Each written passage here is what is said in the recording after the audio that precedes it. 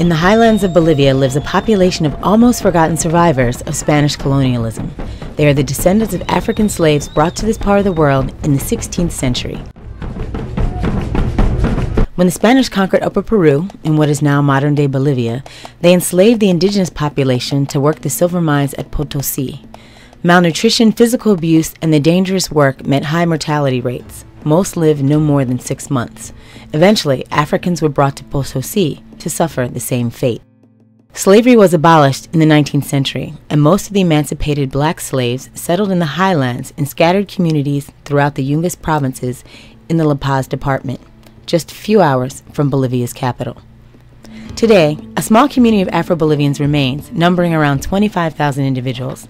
They are among the poorest communities in Bolivian society. Although Afro-Bolivians have intermixed with surrounding indigenous populations, they have maintained their distinct culture and ancestral traditions. But it is their music, based on the saya drum, that has most widely permeated Bolivian society.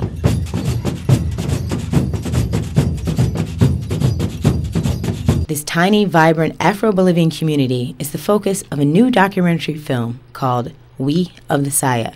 It is the first feature-length film written, directed, and produced by Cuban-Dominican filmmaker Barbara Olguin. She examines the grassroots movement within the Afro-Bolivian community to gain recognition of not just their music and dance, but also the ongoing efforts to be included in the political changes taking place in Bolivia. My connection to Bolivia is totally random.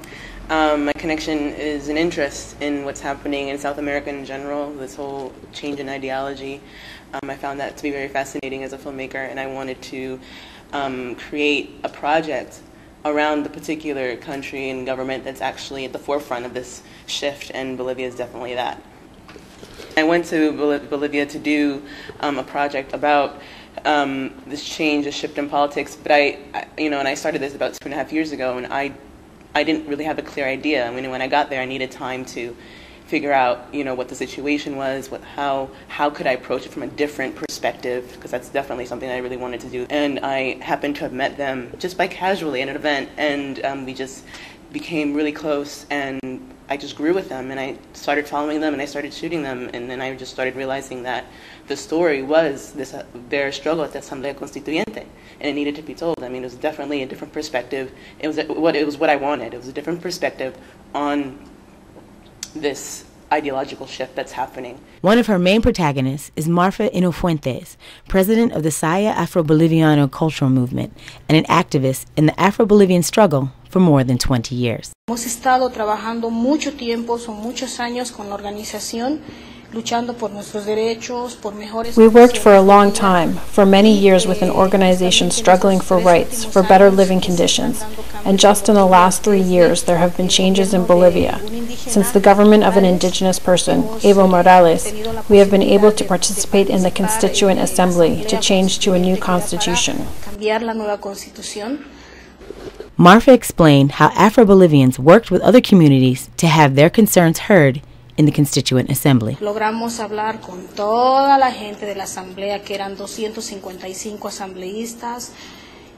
We succeeded in speaking with all the people in the assembly, 255 assembly members.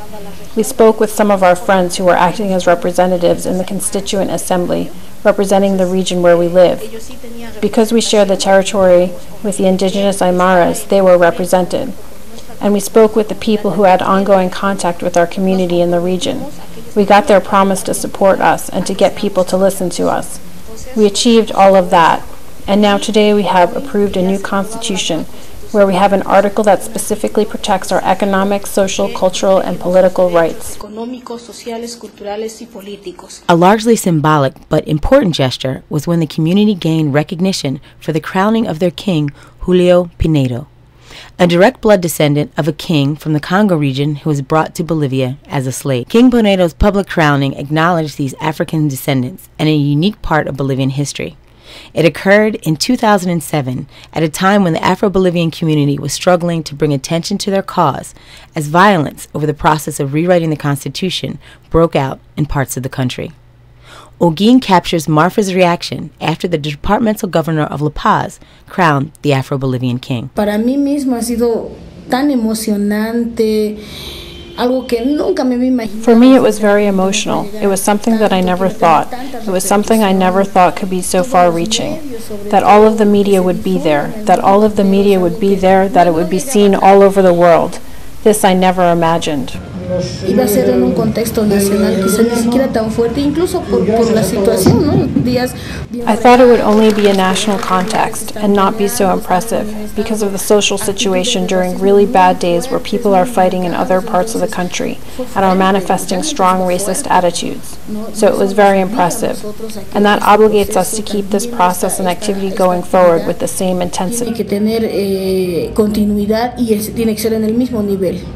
We of the Saya shows how this population defied the odds to achieve social change in their society and pave the way for a better life. Now their hope rests in achieving their first representative in Parliament. There's going to be an election for the re-election for Evo Morales, and also other leaders are up for election, including one of the characters that's in the film, Jorge Medina.